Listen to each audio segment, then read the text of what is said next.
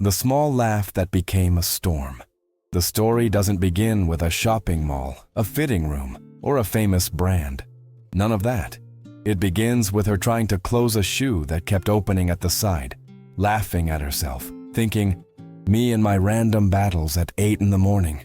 It was the kind of morning that seemed harmless, almost funny, almost ordinary, until it stopped being any of those things. She walked into the store because she saw the red dress on the mannequin. A bold dress, structured. The kind that says, I have arrived. And she wanted exactly that. To arrive differently, to feel different, to be seen as someone who mattered. The glass doors slid open with that soft whisper of expensive retail spaces, and immediately she felt it.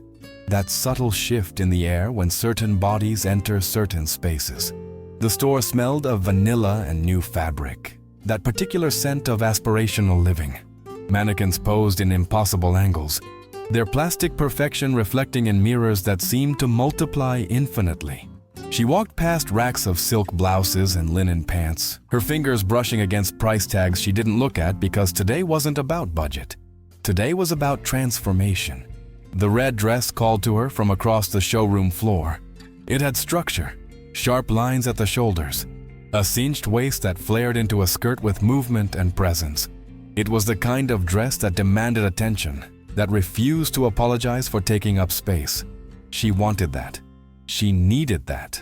A sales associate approached, young, probably 23, with that particular brand of practiced politeness that doesn't quite reach the eyes. Can I help you find something? The question landed somewhere between genuine and gatekeeping. I'd like to try this one, she said, pointing to the red dress. Do you have it in my size? The associate's eyes did that quick, almost imperceptible scan, the kind that measures and judges and calculates in less than a second. Let me check the back. She returned with the dress, but her smile had thinned. Here you go. The fitting rooms are that way.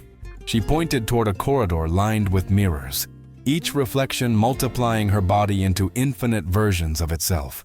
The fitting room was spacious, well lit, with hooks that looked like modern art, and a velvet bench that probably cost more than her monthly rent. She hung the dress carefully, then stood for a moment, looking at herself in the mirror. This was always the part that required courage, the undressing, the vulnerability, the hope that maybe this time something would fit the way it was supposed to, the way it did on the mannequin, the way it did in her imagination.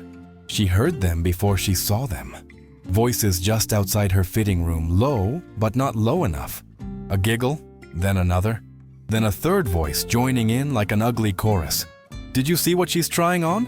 The words slipped under the door like poison gas. The red one? Girl, no way that's gonna work.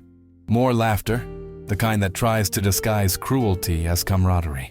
I'm telling you, the seams are gonna give up. Like, completely. This voice was louder, more confident in its meanness. She stood there in her underwear, holding the dress against her body, feeling her breath catch in her throat. Her heart did that thing it does when humiliation lands.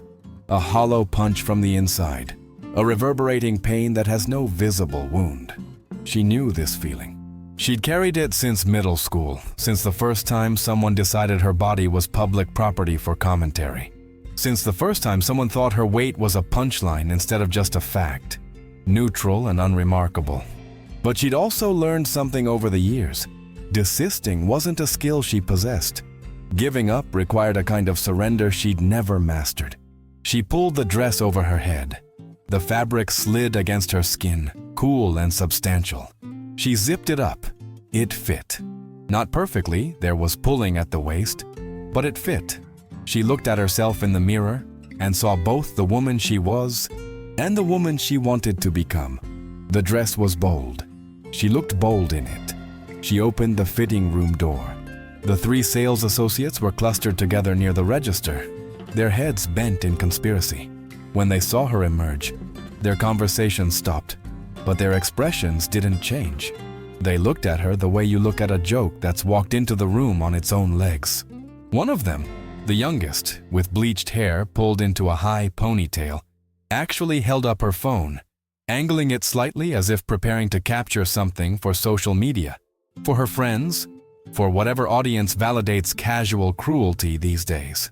"So, what do you think?" she asked, her voice steady despite the trembling she felt in her chest. The oldest of the three, maybe 30, with a name tag that read Melissa, stepped forward with a smile that didn't match her eyes. "Well, I mean, it's just that this particular style isn't really designed for your type of body." The words hung in the air like smoke. Your type of body. As if bodies came in types. As if hers was the wrong type. As if the dress's failure to accommodate her perfectly was somehow her failure. Not the dresses, not the industries, not the worlds that decided only certain shapes deserved beautiful things. She smiled. It was a strange smile, sad and firm and dangerously calm. The kind of smile that appears when you've been hurt so many times that you've developed an immune system response to cruelty. The kind of smile that says, "I see exactly what you're doing, and I'm choosing not to collapse." "I see," she said quietly. "Thank you for your opinion." She turned to go back into the fitting room, her dignity wrapped around her like armor, when the stockroom door opened with a sharp sound that cut through the tension. The manager emerged. She was different from the sales associates, older, maybe 40, with silver threading through her dark hair pulled back in a low bun. She wore black pants and a crisp white shirt, and she carried herself with the kind of posture that comes from years of holding authority. Her eyes were sharp, assessing, the kind that see everything even when they seem to be looking at nothing. She took in the scene with one sweeping glance. The customer standing by the fitting rooms in the red dress. 3 employees clustered together with barely suppressed smirks. The phone still in the blonde one's hand. The thick tension in the air that felt like smoke before fire. "Is there a problem here?" Her voice was smooth, controlled, but there was something underneath it. A warning, like distant thunder. The 3 sales associates stumbled over themselves, their words colliding in the air. "No, nothing," said one. "We were just helping her," said another. "The dress doesn't really," started the third. The manager held up one hand, and they fell silent. She turned to the customer, her expression softening just slightly. "Are you all right? Did something happen?" For a moment, she considered letting it go, considered saying, "Everything's fine," and disappearing back into the fitting room, changing back into her own clothes, leaving the store, carrying the humiliation home with her like she'd carried so many others. But something in the manager's eyes, something genuine, something that looked like it might actually care, made her speak the truth. "I'm all right," she said, her voice not trembling now, not wavering. "But you need to train your staff better, because if this is how they treat someone who just wants to buy a dress, I can't imagine how they treat people who actually matter to your brand." The words landed with precision. The sales associates' faces shifted. First confusion, then a flicker of nervousness, then something that looked almost like offense. The blonde one actually laughed, a short, sharp sound of disbelief. "Oh, right, because you're so important to the brand." The sarcasm dripped like acid. The manager's expression changed. Something clicked behind her eyes. A decision made, a line crossed, a moment when professionalism gives way to something more personal. She took a slow breath, held it, then released it along with the words that would change everything. "She is the official model for our new diversity campaign. The campaign that's going on billboards, television, and in our national catalog. And you laughed at her?" The silence that followed wasn't ordinary silence. It was the kind of silence that sucks the oxygen out of a room, that makes time feel elastic and strange. The 3 sales associates stood frozen, their faces cycling through shock, disbelief, and then, slowly, like dawn breaking over a horrible realization, fear. The customer crossed her arms, watching them, saying nothing. She didn't need to say anything. The truth was doing all the talking now. We didn't," Melissa started, her voice thin. "We didn't know," the blonde one whispered. "That's exactly the problem," the manager said, her voice sharp now, all pretense of smoothness gone. "You didn't know, and it didn't matter to you. You saw someone you decided wasn't worth your respect. and you treated her accordingly. What you didn't consider is that every person who walks through that door deserves to be treated with dignity, regardless of whether they're a model, a CEO, or someone buying their first dress with their first paycheck. She turned to the customer. "I'm so sorry this happened. Would you mind staying for a few more minutes? I'd like to address this properly." The customer nodded, something unraveling in her chest. Not quite relief, not quite vindication, but something close to both. The manager walked to the door, locked it, flipped the sign to "Closed for staff meeting," then turned back to her employees. "All of you, in the office.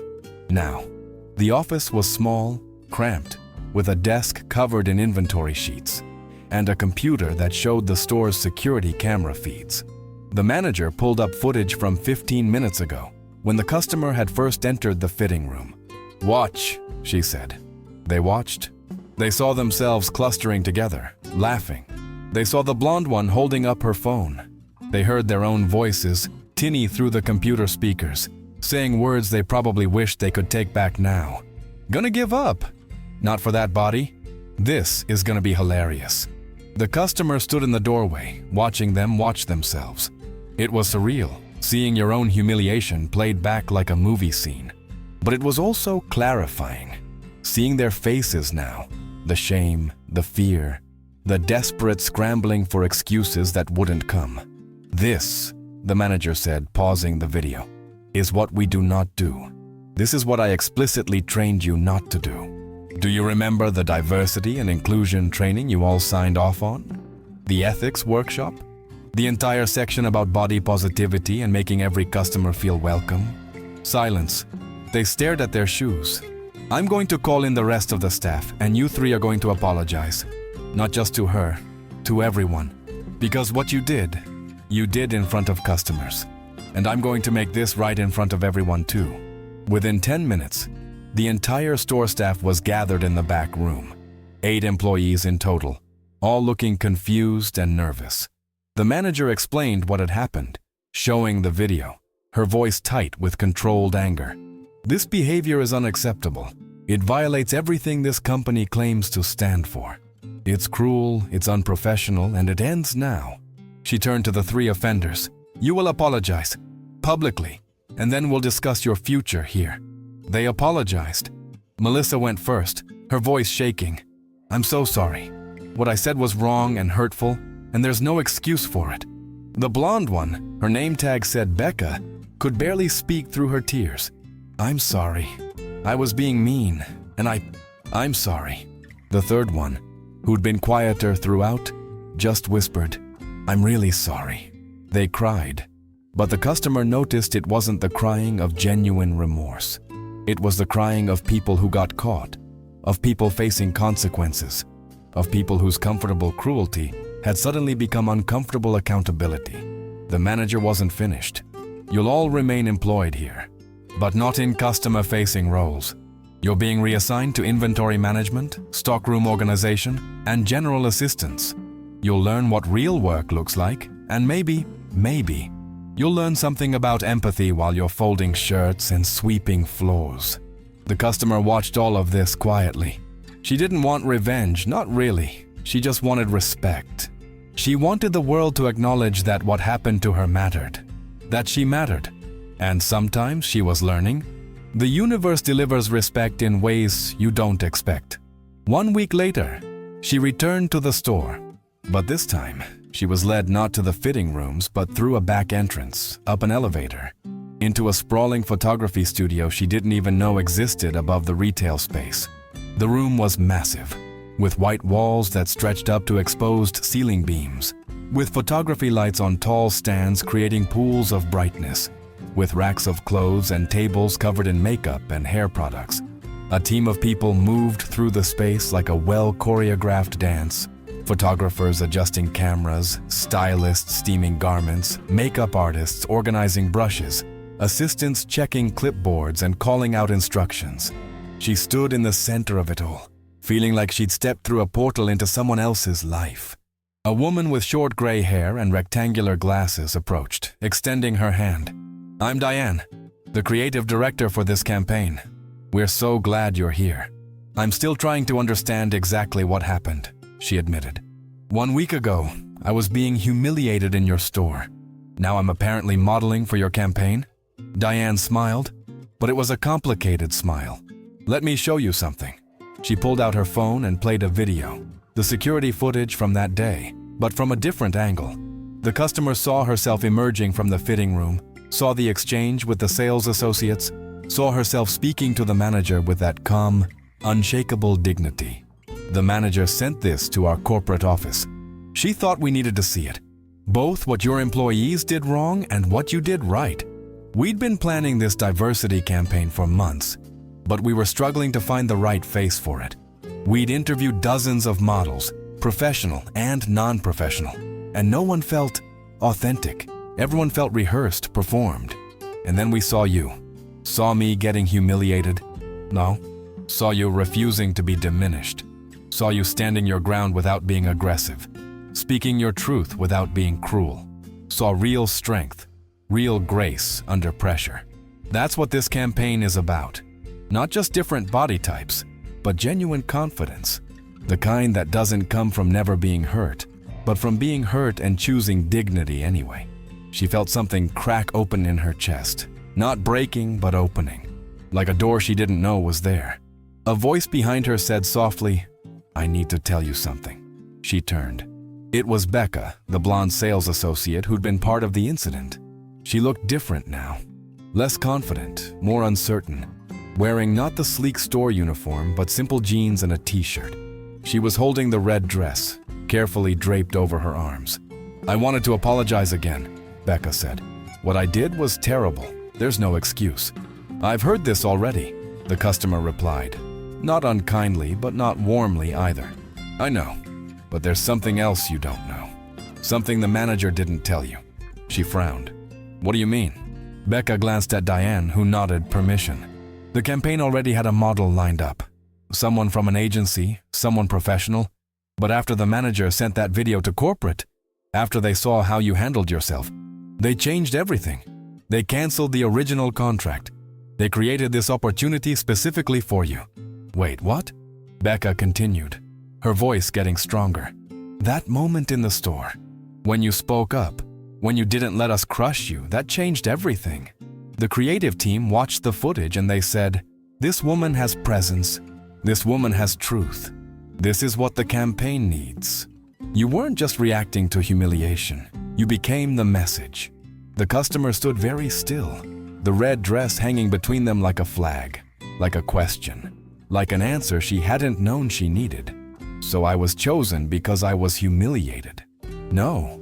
Becca shook her head firmly. "You were chosen because you didn't break when they tried to humiliate you. There's a difference, and that was the plot twist. Not revenge, not punishment. Recognition. The kind of recognition that arrives in the most twisted way possible.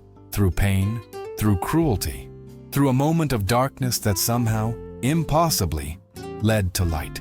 She took the dress from Becca's hands.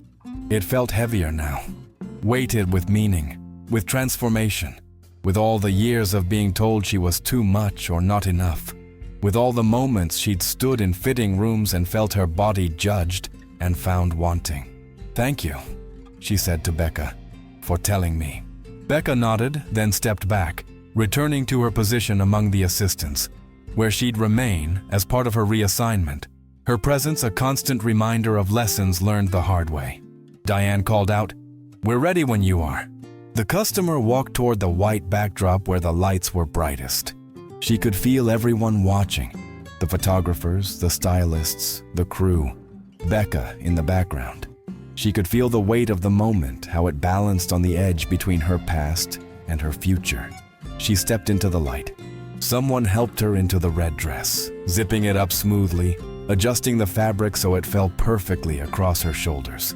A makeup artist touched up her face. A hairstylist arranged her hair just so. And then they stepped back, and she was alone in the brightness, with nothing but herself and the camera, and the truth of this impossible, painful, beautiful moment. "Just be yourself," Diane called from behind the camera. "Just be exactly who you were that day in the store." The camera clicked. Once, twice. the shutter sound echoing in the vast space. And for the first time in her life, she felt it completely, deeply, unshakably. It wasn't her job to fit into the dress. It was the world's job to make room for her. She smiled, not the sad, firm smile from the store, but something new, something that contained all her years of hurt and all her moments of strength. All the times she'd been made small, and all the times she'd refused to shrink, all the laughter that had tried to diminish her, and all the dignity that had kept her whole. The camera captured it. That smile, that truth, that storm that had started with a small laugh and had grown into something no one could ignore. The dress didn't make her powerful. The campaign didn't make her worthy. She'd been both those things all along. She just needed the world to catch up, to see what had always been there, waiting not to be discovered, but to be acknowledged. The photo shoot lasted 4 hours. They shot her in the red dress and in other pieces from the collection, flowing pants, structured blazers, silk blouses that caught the light. With every click of the camera, she felt more solid, more real, more present in her own skin. When it was over, Diane approached with a tablet, showing her some of the preliminary shots. "These are incredible. You're a natural." She looked at the images and barely recognized herself. Not because she looked different, but because she looked so completely like herself. Confident, present, undeniable. "What happens now?" she asked. "Now these go into our campaign materials. Billboards, print ads, social media, our website.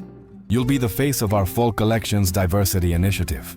And depending on how it performs, there might be more opportunities."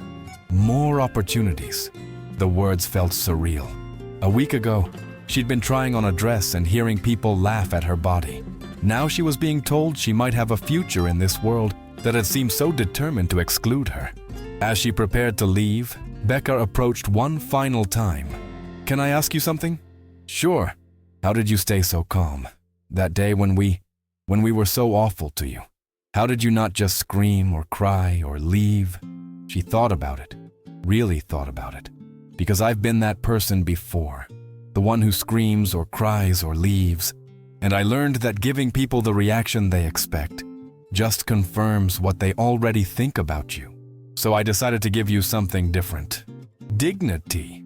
Not because you deserved it, but because I did."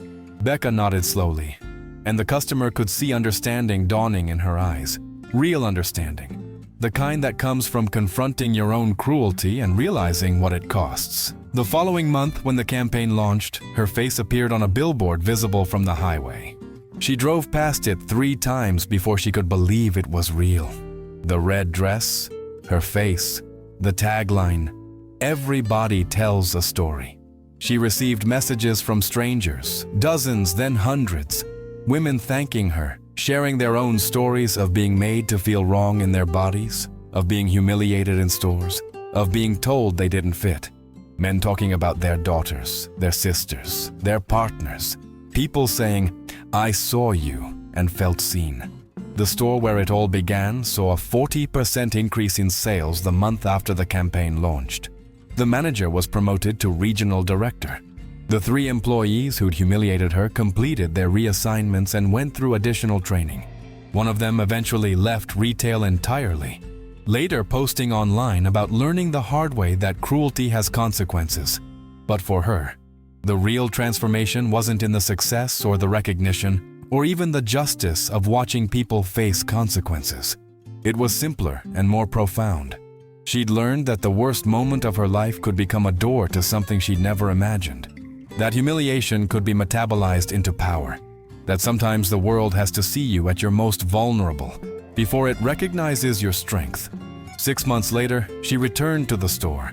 Not as a customer, not as a model, but as a guest speaker for the company's national training program on inclusivity and customer service. She stood in front of 150 employees and told her story, from the moment she'd seen the red dress in the window, to standing in that photography studio, feeling the lights on her face and understanding, finally, what it meant to take up space without apology. When she finished speaking, the room was silent for a long moment. Then someone started clapping, and the applause grew, filling the conference room, spilling out into the hallway. She stood there, accepting it, feeling tears prick her eyes but not letting them fall. Not from sadness, not anymore. From something else entirely. After the presentation, a young woman approached her. Couldn't have been more than 19. Heavy in that way society loves to punish. Eyes uncertain. "I just started working here," the girl said softly. "And I was scared because I thought they'd treat me the way stores usually do. But your story, what happened to you? It changed the whole company. I just wanted to say thank you." She took the girl's hand, squeezed it gently. "You don't need to thank me. Just remember, you belong in every space you choose to enter. Your body isn't a problem for the world to solve. It's a fact for the world to accept." The girl nodded, tears streaming down her face, and walked away a little taller. That night, alone in her apartment, she hung the red dress in her closet. She'd bought it, finally, at full price, with money from her first modeling payment. It hung there like a trophy, like a scar, like proof that sometimes the worst things lead to the best things if you refuse to let them break you. She thought about that morning, months ago, when she'd been laughing at herself while trying to close a shoe that kept opening. How that small moment of self-deprecating humor had led her into a store where she'd been humiliated, which had led to a confrontation, which had led to a moment of dignity, which had led to this entire impossible transformation. The small laugh that became a storm.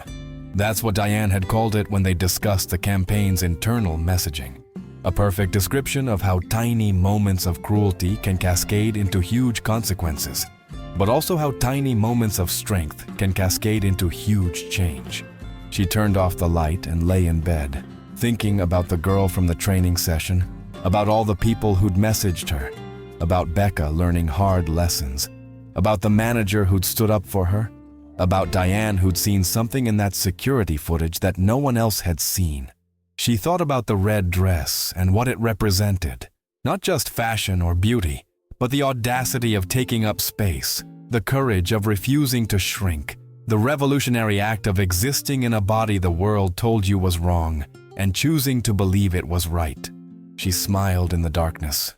That same smile from the store, but different now, transformed by time and experience, and the knowledge that she'd survived the worst and found herself on the other side. Not diminished, but amplified. It wasn't her job to fit into the dress. It was the world's job to make room for her. And finally, impossibly, beautifully, it had.